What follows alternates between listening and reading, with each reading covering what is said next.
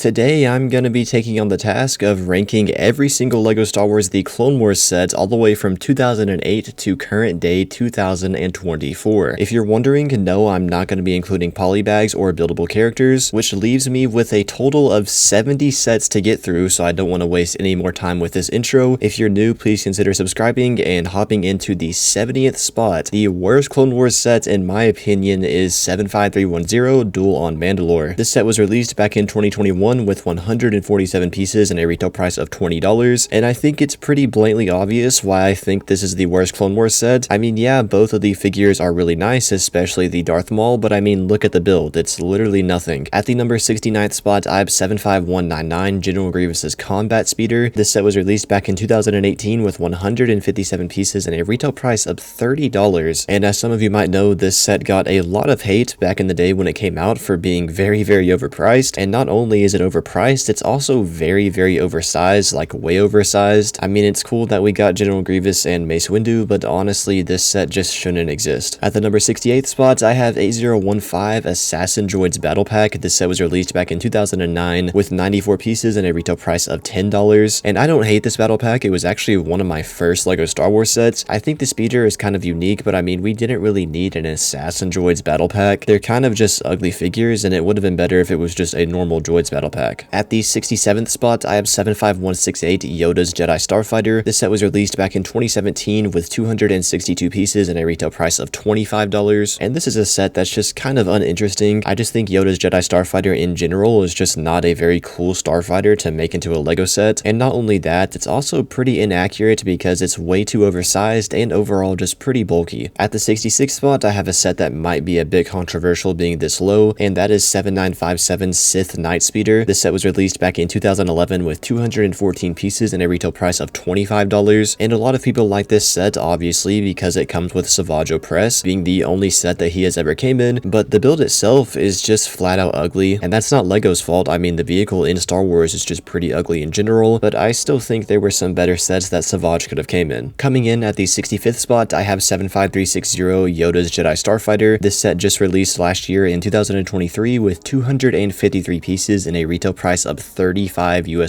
and yeah, this set definitely did not need to be remade, especially only 6 years after the original model, and yes, it's also pretty overpriced at $35 when it should have been no more than $30, but hey, I will give it to LEGO that this one is a lot better than the original model, and it's a lot more accurate as well. At the 64th spot, I have 7752 Count Dooku Solar Sailor. This set was released back in 2009 with 385 pieces and a retail price of $55, and this set is definitely unique, I'll give it that, and also the Magna Droids were really cool for the time, but the build itself just doesn't look very appealing. It's kind of sloppy and there's a lot of gaps and random colors going on, and it's just overall not a very visually pleasing set. At the 63rd spot, I have 7753 Pirate Tank. This set was also released back in 2009 with 372 pieces and a retail price of $40, and I mean, I know I put this set towards the back of the list, but I do think it gets a little bit too much hate. I mean, I don't think it's absolutely terrible like people say, and Hondo's definitely a cool figure. It's just the tank is kind of ugly, and honestly, it was really just a random set for LEGO to make, and that's the reason why I put it so low, but I don't think it's as bad as people say it is. Onto the 62nd spot, I have 75088 Senate Commando Troopers. This set was released back in 2015 with 106 pieces and a retail price of $13, and this is another set that I think gets a bit too much hate. I mean, yeah, Senate Commandos weren't really a good fit for a battle pack, but I have to give it to them. They look really cool, but like I said, they're not fit for a battle pack, so that's why it's towards the back of the list. At the 61st spot, this one might be a bit controversial, but I have 7669 Anakin's Jedi Starfighter. This set was released back in 2008 with the very first Clone Wars wave with 153 pieces and a retail price of $20, and I know a lot of people love this set. It's very nostalgic for a lot of people, me included, but if you set nostalgia aside, it's really not that great even for 2008. My main problem with it is that there's just too much gray when there should be more yellow. Coming in at the 60th spot, I have 7930 Bounty Hunter Assault Gunship. This set was released back in 2011 with 389 pieces at a retail price of $50. When I was a little kid, I used to think this ship was so cool, and for some reason I always wanted it, but now that I'm older, I realize that the model in this set is just kind of ugly. I feel like the proportions are a bit off, with the cockpit area just being a bit too small, but hey, on the bright side, it has an awesome minifigure lineup, especially that Imbo minifigure. On to the 59th spot, I have 8016